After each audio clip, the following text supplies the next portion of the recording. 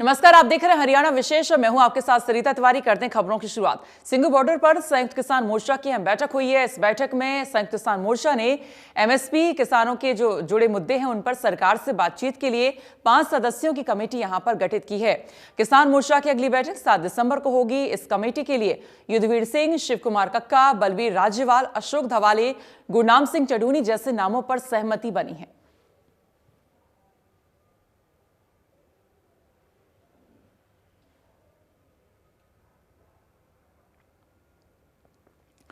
तो एसकेएम ने बता दें कि 5 सदस्यीय कमेटी बनाई है। कौन कौन से इसमें नेता शामिल होंगे? गुरनाम सिंह चढ़ूनी का नाम सामने आया है इसमें, और एक और दूसरे जो हैं वो हैं शिव कुमार कक्का, जो कि इस कमेटी में शामिल हैं, नेता हैं। और तीसरे हैं युद्धवीर सिंह, जो कि आपको बता दें कि राकेश टिकैत की गुट की तरफ से होंगे, और बलवीर राज्यवाल यहां पर है, चौथे नेता हैं।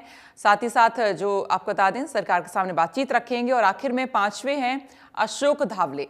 तो ये 5 सदस्यीय कमेटी आपको बनी है। ये 5 नाम यहां पर शामिल किए गए हैं, जो कि सरकार ने 5 नाम यहां पर मांगे थे। संयुक्त किसान मोर्चा के द्वारा बनाई गई 5 सदस्यों की कमेटी का मकसद सरकार से सिर्फ अपनी मांगों को लेकर बातचीत करेगी। किसानों की क्या कुछ मांग है, एक नजर डाल लेते हैं। तो किसान सरकार से क्या कुछ मांग रहे हैं? एमएसपी पर गारंटी कानून बनाने की बात कर रहे हैं। ये पहला एक मांग जो उनकी यहां पर है, और साथ साथ और इसके अलावा क्या कुछ मांग रहे हैं वो भी आपको यहां पर ग्राफिक के माध्यम से बताते हैं। तो किसानों की जो मांग है उसमें दूसरी है, वो है किसानों पर जो मुकदमे आंदोलन के दौरान दर्ज किए गए हैं उनको वापस ले लिया जाए, क्योंकि अगर दर्ज मुकदमे वापस नहीं होंगे तो आगे उन पर कार्रवाई हो सकती है। तो ये यहां पर चाहते हैं किसान कि जब तक ये मुकदमे वापस नहीं होंगे आंदोलन से नहीं हटेंगे। तीसरी मांग कर रहे हैं मृतक किसानों के परिवार वालों को मुआवजा यहां पर दिया जाए। करीब 750 किसान हैं जो कि आंदोलन के दौरान जिन्होंने जान गंवाई है, तो उनके परिजनों को मुआवजा मिले। इसके अलावा अगली मांग कर रहे हैं सिंघू बॉर्डर पर शहीद किसानों के लिए स्मारक बनाए जाएं। तो जितने भी शहीद यहां पर हुए हैं आपको बता दें उनका सिंघू बॉर्डर पर स्मारक बनाने की बात यहां पर तमाम किसान संगठन कर रहे हैं। इसके अलावा पराली जलाने को अपराध से मुक्त किया जाए, एक और ये यहां पर मांग है। तो कुल इतनी सारी मांगे हैं जो कि आपको बता दें किसान जो है सरकार से यहां पर कर रहे हैं कि पहले ये मांगों को मान लीजिए और उसके बाद हम आंदोलन बंद कर देंगे। तो केंद्रीय मंत्री अजय मिश्रा को भी उनके पद से बर्खास्त करने की मांग की जा रही है। लखीमपुर हिंसा को लेकर अभी भी किसानों में आक्रोश है और मंत्री अजय मिश्रा को उनके पद से हटाने की मांग कर रहे हैं।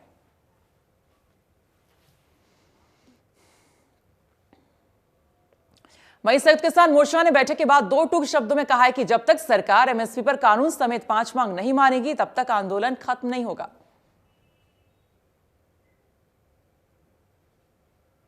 जो लेटेस्ट की नॉलेज है जो एसकेएम ने तय किया यहाँ पे मीटिंग में, वो जो 5 लोग तय किए हैं, एक कमेटी निर्धारित की, वो कमेटी भारत सरकार से बातचीत करेगी। वो ऑथेंटिक रूप से ऑथराइज कमेटी एसकेएम की है।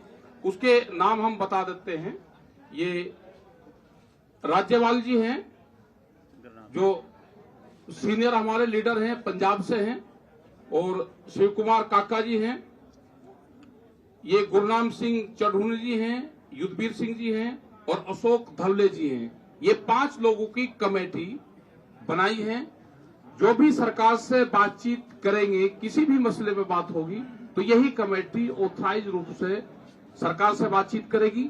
और अगली जो मीटिंग एसकेएम की यहाँ पे होगी वो 7 तारीख को होगी। बातें जो सामने आई, जिनके ऊपर आज बहुत विस्तार के साथ चर्चा हुई, इस आंदोलन के दौरान हमारे हजारों किसान भाइयों और बहनों पर आज बहुत ही बड़े पैमाने पर मुकदमे हुए हैं, पूरे देश भर में हुए हैं। और इन सभी राज्यों का जो मैंने जिक्र किया उन्हीं में हुए। हरियाणा में तो 48,000 हमारे किसानों को ये टारगेट किया है और गलत किस्म के मुकदमे रखे हैं। वही बात उत्तर प्रदेश में है, वही बात उत्तराखंड में है, मध्य प्रदेश में है। जो भाजपा के राज्य है सभी जगह में हजारों केस हमारे मुकदमे हमारे किसानों के ऊपर हुए हैं। तो इनको रद्द करना चाहिए, इनको वापस लेना चाहिए। और इसके अंदर दिल्ली के भी मुकदमे हैं, 26 जनवरी के और बाकी सभी चीज, लखीमपुर खीरी के भी गलत मुकदमे हमारे किसानों के ऊपर डाले हैं। तो इस मामले पर चर्चा हुई। हमारे 700 जो शहीद हुए इन सभी शहीदों को मुआवजा देना चाहिए और यहां सिंघू बॉर्डर पर ये सभी शहीदों का एक स्मारक बनाने के लिए, स्मारक तो संयुक्त किसान मोर्चा बनाएगा, लेकिन जमीन देनी चाहिए, ये भी हमारी मांग थी। और आखिर में लखीमपुर खीरी के जो हत्यारे हैं अजय मिश्रा टेनी, गृह राज्य मंत्री इस देश के, जिनका काम है कानून और सुव्यवस्था को बरकरार रखना, यही हमारे 4 किसानों को रौंद डालते हैं, एक पत्रकार को रौंद डालते हैं। इनको केंद्रीय मंत्रिमंडल से बर्खास्त करना चाहिए। उनकी बात यह है कि 3 कानूनों के रद्द होने के बाद जो मोर्चे की स्थिति हुई है उस हालत का जायजा लिया गया और सरकार की हालत का जायजा लिया गया और हमारे आंदोलन को आगे कैसे बढ़ाना है उस बात के ऊपर चर्चा हुई। बहुत पॉजिटिव ढंग से हुई। विधायकी मंडल में जो साथी बैठे हुए हैं इनमें राज्यपाल जी नहीं आए, वो राज्यपाल जी आने से वो 5 मेंबरी कमेटी ने विधायकी मंडल की थी। उसके अंदर सबसे बड़ा इशू था कि एमएस अपने 3 कानूनों के साथ जो मांगे हमने पहले सरकार से दी थी, जिसकी तोमर के साथ खेतीबाड़ी मंत्री के साथ सीटिंग होती हुई है, उसमें एमएसपी की बात, बिजली बिल 2020 की बात और पराली वाले प्रदूषण की बात, ये तीनों मसलों के ऊपर अभी कोई निर्णय वाला फैसला, ठोस फैसला सरकार की नहीं आया। कृषि मंत्री जेपी दलाल ने कहा कि किसान आंदोलन अब जल्द खत्म होगा। किसानों की मांगों को सरकार ने मान लिया है। एमएसपी को लेकर भी सरकार ने कमेटी बना दी है। किसानों के साथ मुख्यमंत्री मनोहर लाल ने भी बैठक की है। कृषि मंत्री ने इस दौरान विपक्ष को भी आड़े हाथ लिया। लगता है कि बहुत जल्दी यह आंदोलन समाप्त हो जाएगा, क्योंकि हमारे प्रधानमंत्री जी ने ये घोषणा कर दी है और पार्लियामेंट से ये तीनों कृषि कानून समाप्त भी हो गए हैं और एमएसपी पर कमेटी बनाने की बात हो गई है। कल भी हमारे मुख्यमंत्री जी ने किसान नेताओं से चर्चा की थी कि जो उनकी बाकी मांगे हैं प्रदेश स्तर की, उनके बारे में चर्चा हुई है। और क्योंकि ये किसान नेता भी हैं, ये किसी एक झंडे या एक नेता के नीचे नहीं है, तरह तरह के संगठन इसमें जुड़े हुए हैं। कुछ चर्चाओं करके मुझे लगता है कि अब इस आंदोलन का कोई औचित्य रहा नहीं। इस चीज़ को जनता भी समझती है, किसान नेता भी समझते हैं, देशवासी भी समझते हैं और इनकी जो मांगे हैं सरकार मानने को तैयार रहती ही है। और मैं एक चीज़ और कहना चाहता हूं कि किसान आंदोलन हमने अपने जीवन काल में बहुत देखे। सीएम मनोहर लाल खट्टर ने शनिवार को पंचकूला के ताऊ देवीलाल स्टेडियम में खेलो इंडिया यूथ गेम्स के लिए की जा रही तैयारियों का निरीक्षण किया। मुख्यमंत्री ने कहा कि पंचकूला में खेलो इंडिया यूथ गेम्स के 4थे संस्करण के सफल आयोजन के लिए 31 दिसंबर तक सभी तैयारियां पूरी कर ली जाएंगी। सीएम ने कहा कि 5 से 14 फरवरी 2022 तक होने वाले इन खेलों में 25 प्रकार के खेलों का आयोजन किया जाएगा, जिनमें देश भर से लगभग 10,000 खिलाड़ी भाग लेंगे। मुख्यमंत्री ने बताया कि 25 में से 20 खेल ऐसे हैं जो पहले से आयोजित किए जा रहे हैं। इसके अलावा इस बार 5 प्रादेशिक खेल भी जोड़े गए हैं। 5 प्रादेशिक खेलों में पंजाब का गतका, मणिपुर का थांगता, केरल का कलारीपयट्टू, महाराष्ट्र का मलखंभ और योगासन शामिल हैं।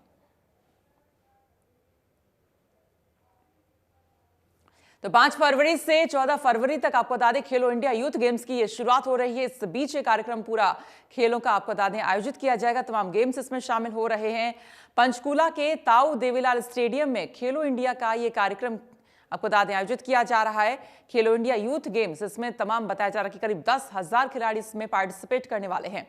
अंबाला, शाहबाद, चंडीगढ़ और दिल्ली में भी इसका आयोजन होगा इन गेम्स का, आपको बता दें, जिसमें तमाम खिलाड़ी भाग ले रहे हैं। साथ ही आपको बता दें इसमें देश भर से युवा खिलाड़ी आएंगे। खेलो इंडिया में 25 तरह के कुल खेल होंगे। यानी इसमें तमाम खेल 25 तरह के होंगे। साथ ही बताया जा रहा है कि और भी खेल इसमें जोड़े गए हैं जो कि प्रादेशिक, जिसे कहेंगे प्रादेशिक खेल होंगे। तो 5 प्रादेशिक खेल हैं जो कि इसमें जोड़े गए हैं। तो खेलो इंडिया यूथ गेम्स की शुरुआत हो रही है 5 फरवरी से। तो इसमें तमाम जो यूथ हैं वो इसमें पार्टिसिपेट करेंगे। जो भी 25 खेल है उसमें पार्टिसिपेट करने वाले हैं। पंजाब का गतका, मणिपुर का थांगता, केरल का कलाईपट्टी इसमें होगा।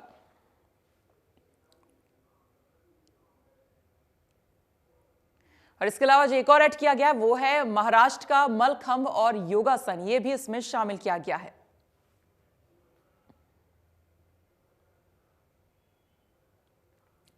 तो देश भर से 10,000 खिलाड़ी इसमें हिस्सा लेने वाले हैं। तो कुल 10,000 खिलाड़ी होंगे जो इसमें पार्टिसिपेट करेंगे।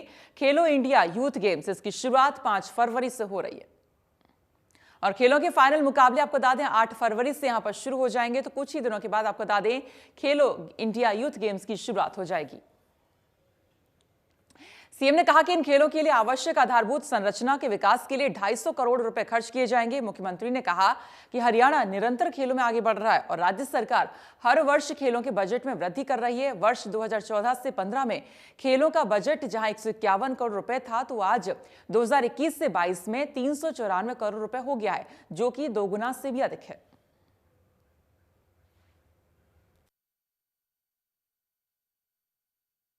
दो 2014 से 15 में 151 करोड़ का बजट था, 2021 से 22 में ये 394 करोड़ रुपए किया गया है। तो बजट काफी बढ़ा दिया गया है और बुनियादी ढांचे के विकास के लिए करीब करीब 150 करोड़ रुपए यहां पर खर्च होंगे और अन्य उपकरणों और सुविधाओं के लिए करीब 100 करोड़ यहां पर खर्च होंगे। तो यहां पर तमाम जो है खर्चे भी यहां पर हैं। तो बजट भी बढ़ा दिया गया है। खिलाड़ियों के ठहरने, खाने पीने और परिवहन की संपूर्ण व्यवस्था होगी।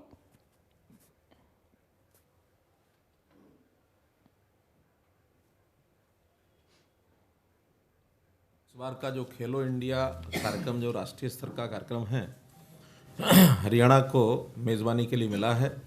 तो इसके लिए पहले तो मैं भारत सरकार का, हमारा जो स्पोर्ट्स मिनिस्ट्री और प्रधानमंत्री जी सभी का बहुत धन्यवाद करता हूं कि हमारी इस प्रार्थना को उन्होंने स्वीकार किया और खेलो इंडिया जो है मेज़बानी करने का हमको अवसर मिला। इससे पहले 3 बार हो चुका और ये चौथा खेलो इंडिया का कार्यक्रम आयोजित किया जा रहा है।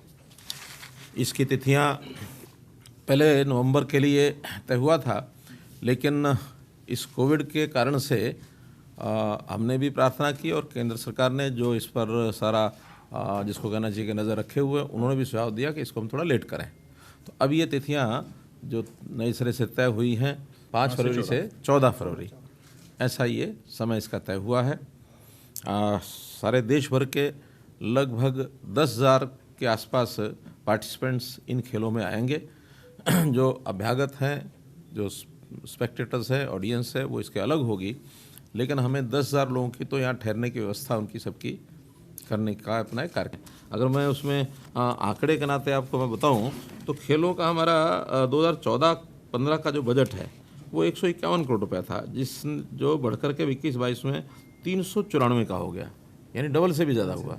तो इसलिए ये जो खेलों के बजट को हम हर साल बढ़ा रहे हैं, आवश्यकता के हिसाब से जितनी जितनी आवश्यकता होगी, जितना जितना इंफ्रास्ट्रक्चर का ज़रूरत पड़ेगी उसके हिसाब में लगातार बढ़ाएंगे। और न केवल इंफ्रास्ट्रक्चर बल्कि खिलाड़ियों को आगे बढ़ाने के लिए उनकी सुविधाएं, जैसे नर्सरीज़ हैं, हमने पहले 500 नर्सरी कोविड से पहले हमारी चल रही थी, कोविड के दिनों में प्राय सब बंद हो गई थी।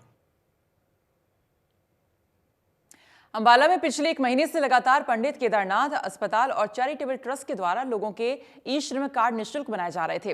अंबाला के बलदेव नगर इलाके में मेयर शक्ति रानी शर्मा ने लोगों को ई श्रमिक कार्ड बांटे। मेयर शक्ति रानी शर्मा ने इस दौरान लोगों से अपील की गई है कि जो लोग रह गए हैं वे अपने ई श्रमिक कार्ड अवश्य बनवाएं। उन्होंने बताया कि जिन लोगों की आय 1,80,000 रुपए से कम है वो इस कार्ड के माध्यम से लाभ ले सकते हैं और इस कार्ड का लाभ लें। ये सरकार की स्कीम है। आने वाले समय में इस कार्ड को परिवार पहचान पत्र के साथ लिंक भी किया जाएगा। पिछले 1 महीने से हम ई श्रमिक कार्ड बना रहे हैं सबके लिए और मैं रिक्वेस्ट भी करती हूँ सबसे कि जिनके नहीं बने हैं तो वो प्लीज़ अपने ई श्रमिक कार्ड बनवाएं। आगे जाके बहुत फ़ायदा होगा इसका और ये आगे भी लिंक किए जाएंगे। आपके जैसे फैमिली आईडीज़ हैं, सबके साथ इसका लिंक होगा। तो मैं सबसे रिक्वेस्ट करती हूँ कि आप अपने ई श्रमिक कार्ड बनवाएं। जिनके बने थे तो उनके आज हम डिस्ट्रीब्यूशन करें। लोग अवेयर नहीं है इसके प्रति। जी हाँ, मैं आपके माध्यम से लोगों को ये कहना चाहती हूँ कि जिनकी भी 1,80,000 से कम आय है वो अपना कार्ड बनवा सकते हैं, चाहे कोई रेहड़ी वाले हैं, फड़ी वाले हैं, शॉपकीपर्स हैं, सफाई करने वाले हैं या कोई भी छोटे काम जिनके करते जिनकी आय कम है वो ई श्रमिक कार्ड बनवा सकते हैं। आगे भी बनते रहेंगे क्योंकि ये गवर्नमेंट की स्कीम है और जब तक आते रहेंगे लोग तब तक ये कार्ड बनते रहेंगे। पेट्रोल डीजल के बाद अब सीएनजी के वाहन चालकों को भी महंगाई का झटका लगा है। आईजीएल ने सीएनजी के दामों में बढ़ोतरी कर दी है। हरियाणा में सीएनजी के दाम में 1 रुपए का इजाफा हुआ है। गुरुग्राम में अब सीएनजी के दाम 59 रुपए 40 पैसे से बढ़कर 60 रुपए 40 पैसे हो गए हैं। पेट्रोल डीजल के बढ़ते दामों से पिछले 1 महीने में कुछ राहत मिली तो अब सीएनजी के दाम जो है लगातार लोगों की जेब पर असर डाल रहे हैं। सीएनजी के दामों की अगर बात की जाए तो इंद्रप्रस्थ गैस लिमिटेड ने सीएनजी के दाम में एक बार फिर से बढ़ोतरी करी है। इस वक्त हम मौजूद हैं गुरुग्राम में। दिल्ली एनसीआर के अंदर इन दामों की बढ़ोतरी की गई है, जिसमें चाहे हम दिल्ली की बात करें, नोएडा की बात करें, गाजियाबाद की बात करें, गुरुग्राम की बात करें या फिर हम बात करें पानीपत, करनाल, जहाँ भी इस तरह के सीएनजी आईजीएल की जो स्टेशन है वहाँ पर सीएनजी के दामों में 1 रुपये का इजाफा किया गया है। लेकिन लगातार होता ये इजाफा कहीं ना कहीं लोगों की जेब पर जरूर असर पड़ रहा है। खासकर अगर हम बात करें 1 दिन पहले तक, कल तक अगर बात करें तो 59 रुपये 40 पैसे दाम होता था, जो आज 1 रुपया बढ़ने के बाद 60 रुपये 40 पैसे सीएनजी का दाम हो गया है। सीएनजी का दाम जिस तरीके से लगातार हम बात कर रहे थे कि इजाफा हुआ और खासकर कुछ दिन पहले तक भी बात करें, ये सीएनजी के जो दाम हैं वो 50 रुपये तक यहाँ पर थे, 50 से 52, 53, 55, 59 और उसके बाद अब पहुँचते पहुँचते यह 60 रुपये 40 पैसे जो है सीएनजी का दाम पहुँच गया है। इसका खासा असर हालांकि तमाम लोगों पर तो पड़ता है, लेकिन अब क्योंकि अधिकतर लोग, खासकर हम बात करें जो ट्रांसपोर्ट है, जो कमर्शियल गाड़ियाँ हैं, टैक्सियाँ हैं, ये अब क्योंकि सीएनजी के आ रहे तो इनके ऊपर भी कहीं ना कहीं असर पड़ रहा है। हालांकि सीएनजी के वाहनों की लगातार संख्या बढ़ी, लेकिन पेट्रोल डीजल की अगर बात की जाए तो उससे जरूर कुछ समय से राहत थी। 28 दिन से ज़्यादा हो गए जब दाम नहीं बढ़े थे पेट्रोल डीजल के, बल्कि दामों में कमी कटौती की गई। चाहे केंद्र सरकार और राज्य सरकारों की बात करें, उन्होंने भी दाम कम करे थे पेट्रोल डीजल के, लेकिन अब सीएनजी के दाम जरूर एक चिंता का विषय है। जिस तरीके से लगातार बढ़ रहे सीएनजी के दामों की बात की जाए, क्योंकि हम बात कर रहे थे कि 60 रुपये 40 पैसे जो है गुरुग्राम में सीएनजी का दाम हो गया है, जो अब तक कल तक 59 रुपये 40 पैसे होता था, आज से गुरुग्राम में लोगों को 60 रुपये 40 पैसे सीएनजी का दाम हो गया है। हालांकि ट्रांसपोर्ट एसोसिएशन ने भी इसको लेकर के आवाज़ उठाई है। उनका कहना है कि लगातार जिस तरीके से ये दाम बढ़ रहे हैं, ये कहीं ना कहीं तमाम चीज़ों पर, महंगाई पर एक असर पड़ता है। एक तरफ सरकार डीजल पेट्रोल के वाहन छोड़कर सीएनजी की तरफ बढ़ने की बात करती है और दूसरी तरफ लगातार दाम बढ़ना, ये कहना है कि ट्रांसपोर्ट एसोसिएशन इसको लेकर के नाराज़गी जरूर जाहिर कर रहे हैं। गुरुग्राम से दीपक शर्मा। एक तरफ गुरुग्राम में लगातार कोरोना के मामले बढ़ रहे हैं तो दूसरी तरफ बाजारों में लोग बेपरवाह नजर आ रहे हैं। अधिकांश लोग ऐसे हैं जो बिना मास्क के बाजार में घूम रहे हैं, जिससे संक्रमण भी हो रहा है।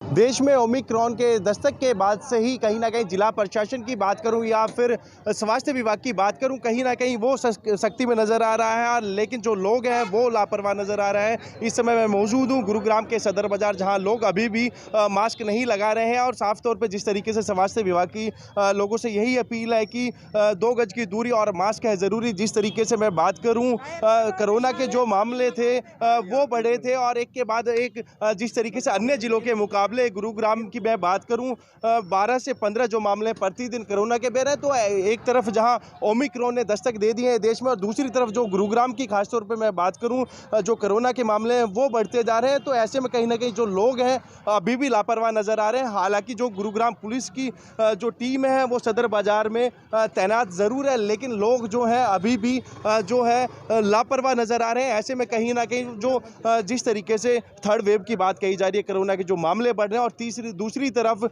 जो ओमिक्रॉन का जो नया वेरिएंट है उसके दस्तक देश में हो गए, तो ऐसे में कहीं ना कहीं जो उसको बढ़ावा दिया जा रहा है। कहने के लिए गुरुग्राम साइबर सिटी है, लेकिन कहीं ना कहीं लोग अपनी जिम्मेवारी को भूल रहे हैं और ऐसे में लापरवाही बरत रहे हैं। लेकिन अब देखना यही होगा कि जिस तरीके से स्वास्थ्य विभाग या फिर जिला प्रशासन द्वारा अपील की जा रही है, लोग उसको कितना एक्सेप्ट करते हैं। और दूसरी तरफ जिस तरीके से मैं बात करूं, आए दिन जो कोरोना के मामले हैं वो बढ़ रहे हैं, लेकिन लोग लापरवाह हैं। अब देखना ये होगा कि स्वास्थ्य विभाग की जो अपील है उस पर लोग कितना खरे उतरते हैं। गुरुग्राम से संजय राठौर, इंडिया न्यूज।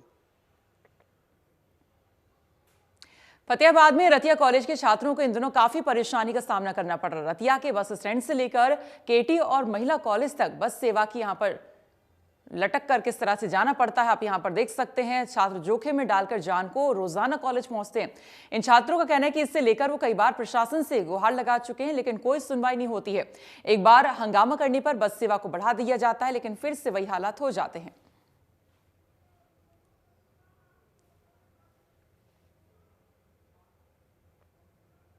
फिलहाल इसी के साथ हरियाणा विशेष में इतना ही, लेकिन आगे और भी खबरें जारी हैं। आप देखते रहिए इंडिया न्यूज। नमस्कार।